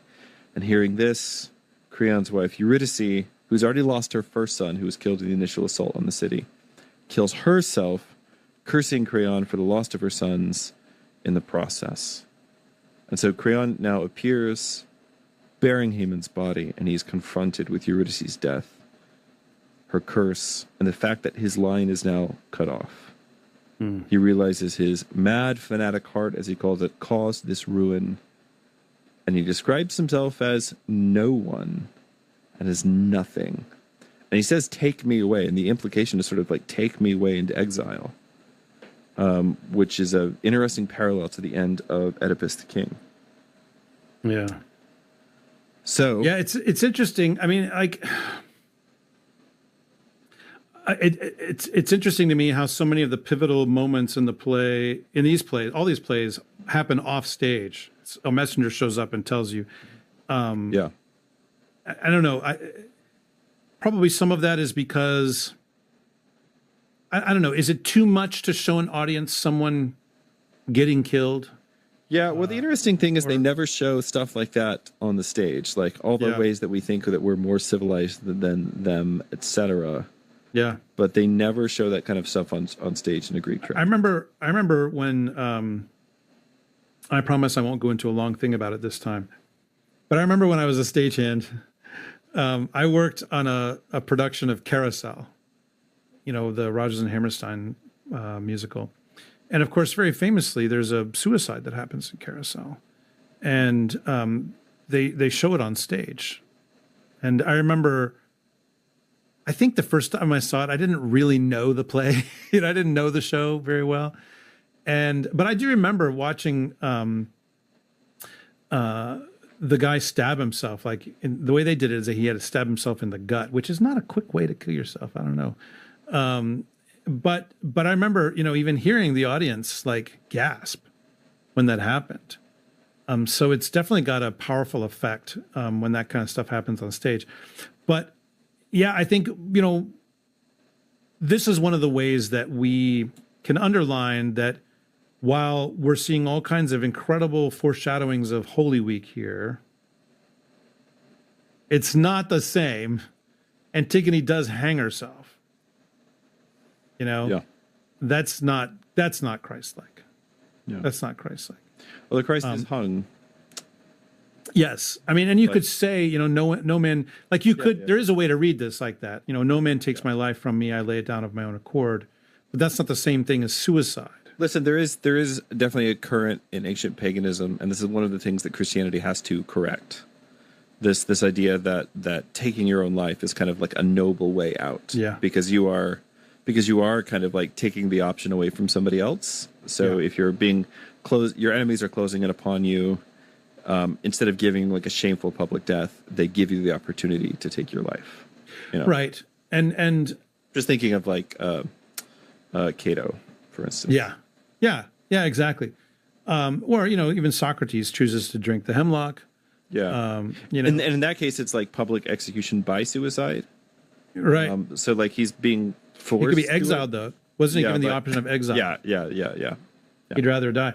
But yeah, I mean, and it just also underlines that this sense of the inherent value of human life is just not there. Yeah. Right? I mean, everyone wants their own life, but the sense that human life is in and of itself sacred and you dare not take it is just not a thing. It's just not a thing. You kind of own yourself, so why not? Yeah. So yeah, I mean, Antigone is probably the best pagan ever. In terms of her virtue and her... She's on the list. I feel like Dante would have put her in the nice part of hell. Yeah, right. So we come to the Exodus, which is this is the final song the chorus sings, sort of the moral of the story, so to speak, as they're on their way off stage.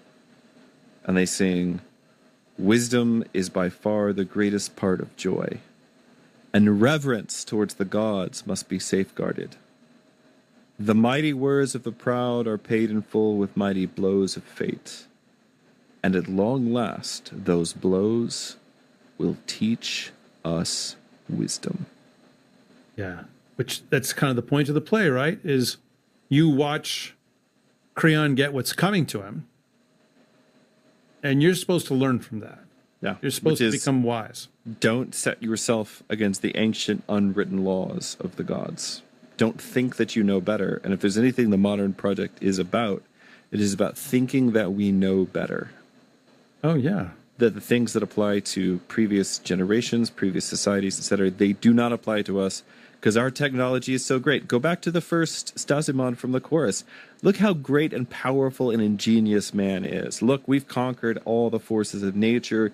We've conquered every disease. We've conquered like all these things, except for death. Don't worry about that. But we're working on that one. And there are people. Well, and there's an echo, of course, in one of our favorite stories that has certain Oedipus elements in it, where the main character at the end is, he calls himself the master of fate.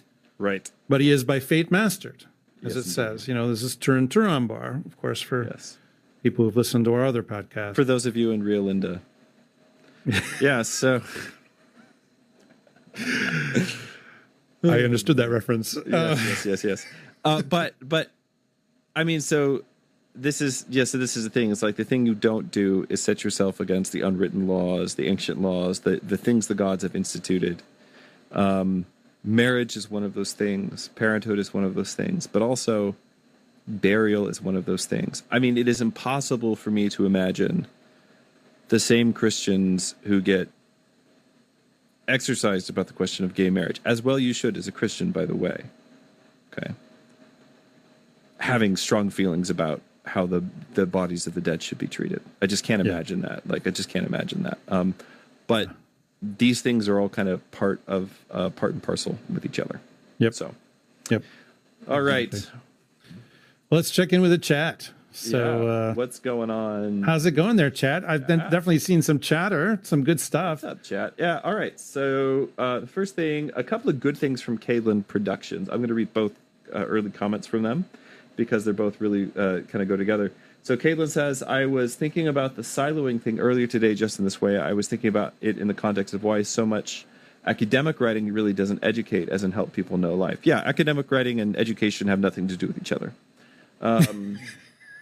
There you go. That's it. That's the whole Put thing. that on a t-shirt. It's the whole thing, guys. That was it. That was the tweet.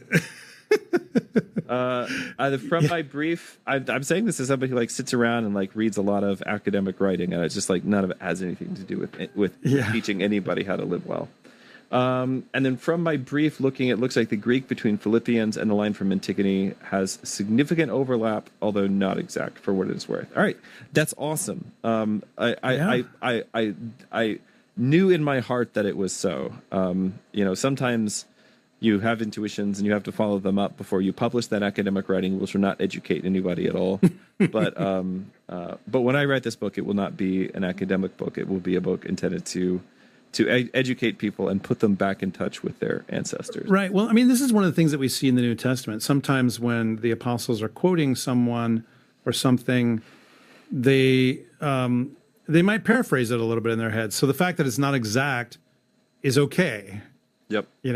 It's not like they can, it's not like St. Paul would have been pulling out his copy of Sophocles and sitting down and saying, okay, make sure you copy this down word for word. It doesn't work that way. Actually, one of the ways that we know that people knew things by heart, so this comes up a lot when you're reading like letters or diaries from the early modern period.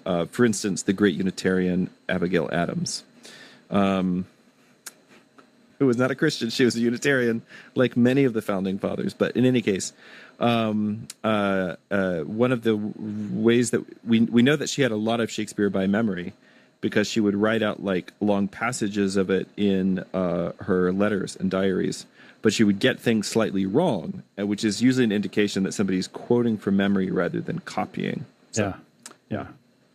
Yep. All right. Anatomically modern human, killer handle, by the way. Despise not the lore that comes down from ancient days, for oft it may hap that old wives remember things that were once needful for the wise to know. Yes, indeed. Speaking of rough paraphrasing. Yes, indeed. Yeah, exactly. I mean, this is from what we were discussing at the beginning. Essentially, that the church has remembered these things. I mean, it should be said again that the only reason that we have a lot of these texts is because Christians kept copying them. Yep. It's not like it was dug out of some data archive somewhere. And you can definitely find Christians who wanted to burn things as well. And I would just say I'm one of the copying ones, guys. That's me. That's the I feel like it's a safe, like solid, very middle of the road place in the tradition to be. Mr. What hath Jerusalem to do with Athens? You mean was a Montanist heretic. Yes, and his spiritual successor, my arch nemesis, Deacon Alcuin, who was he had the northern Germanic version of that same quote. Yes. That guy's my arch nemesis, as I'll explain someday in public. But I just want to say that I have completed my hero arc, becoming a deacon myself, so that I can cancel him out. There you go. And you could pray for his soul, and then that I can pray for his soul, and then God willing, if you meet in the kingdom, you can sit down and make him read stories of Ingeld to you. Yes. What does Ingeld do with this? Okay. Yeah. I'll tell you what Ingeld has to do with Christ. Right. Sorry. Anyway. So Harry Garris says, we were talking about marriage. He says, there certainly is the idea that marriage begins to smoothen out and tame the wilder parts of man. Sure. Yeah, true facts. Yep. Caitlin Productions, which again, I don't know who or what that means. But anyways, Caitlin Productions says... I think it's Mr. Productions is my dad. Call me Caitlin. Oh, okay. He or she says, just do all of Shakespeare's plays about Greeks and Romans. Best of both worlds.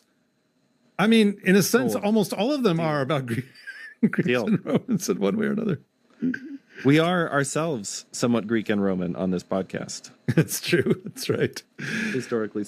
Yeah. And then, we were talking about haruspicy. Yes.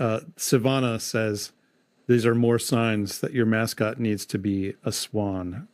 She's definitely in Team Swan for our mascot here. So I am actually going to work with someone. Father Andrew doesn't know this. I'm doing this without permission for like some proposed logos for the show. No. Like maybe animal mascots might be involved. We shall see. Maybe more than one. I want to throw out stork as well. Yeah. Because, of course, stork is the national animal of a certain country that you and I have gone on pilgrimage to. Yes. Yeah, so we'll work on this. But, definitely I'm very partial to swans, which are also a big deal in that certain country, which you mentioned. In fact, I was nearly attacked by a swan when we were in Lithuania. Oh, so... You must have done something to earn its ire. I got too close to its babies is what I did. All right. Yeah, Savannah also says that a lot of lines that we've said today would be hilarious if taken out of context. Yeah. I mean, false prophets in the Old Testament had lots of subscribers. False prophets always do. They always do. It's very popular to just have people tell you what you already want to hear. I mean, isn't it one of the things that the Didache says that if a prophet stays more than like 2 or 3 nights at your house, whatever, he's a false prophet? Yeah, exactly. Yeah. Should say that when you've got house guests that have hung around for too long. The fact that they even had to write that down makes you wonder, like, how many people were walking around telling people they were prophets? But then you read the New Testament, it's like, a lot of people were doing that. It's like, I mean, you think about new religion, not a lot of accountability in place yet, etc. But nowadays, people still do this. Even Orthodox people do this, and they do it by getting into your house via the internet and sort of setting themselves up as like your internet pastor, your internet priest. Father Andrew is not your internet priest, guys. Nope. I don't do pastoral care for people that contact me on the internet. Yeah. So it's not a thing. Oh boy. Ronald McChungus asks, hope that's your real name. Question for later or of the clan McChungus. Yes, of Ronald McChungus of the clan McChungus. Says, I'm local in DFW. How do I join Deacon Seraphim's book club? Come see me at church and let me meet you and make sure you're not a crazy person. And then we'll go from there, okay? Come see me at church. Caitlin Productions also mentions King Saul, who chooses to die instead of being captured. Basically, he's acting like a pagan, he says. Yes, he is. Very astute observation, actually quite important in the story of King Saul as well. Caitlin says that he is Cade Minel. Meanie Tekalufarison? Yes. All right. He says you can connect my comments here with my other emails. Cool. Yes. The anatomically modern human mentions that you nearly fought the vicious swan of Bristol. Yes, indeed. Or it was actually the vicious swan of Trakai in this case. The killer swan of Trakai castle, actually. All right. So all right, guys. Good stuff in the comments. A lot of people watching live, relatively speaking, for a little show like this. So we're very happy to have you all here. Yeah. Actually, I should mention, you said it's for a little show like this, but I mean, folks may not know this, but we've tracked between YouTube and our audio only version of this podcast. We have about 10,000 monthly listeners. So you're undermining all the subscriber stuff we were saying earlier about false prophets. So, here's the thing, Father Andrew. Even if we have 100,000 listeners, it's not like you and I get paid more or something like that. Yeah, that is true. And the thing is that we're, I don't know, like we're also just kind of like doing this. I don't have a grand agenda other than to get people to like read people who aren't me. So that's it. That's the whole reason I'm doing this. So I mean, how does the saying go? I make no money if you buy a copy of the Theban plays. It turns out there's no royalties that are given. Yeah.